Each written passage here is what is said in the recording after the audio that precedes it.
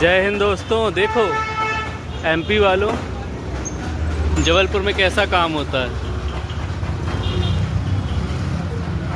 जबलपुर गाड़ी लाओ, देखो कैसी अच्छी लग रही ना।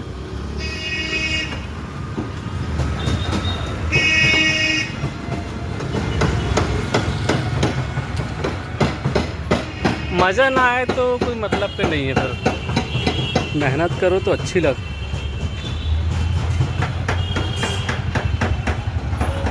फुल बॉडी अच्छी बनी, ये नंबर गाड़ी।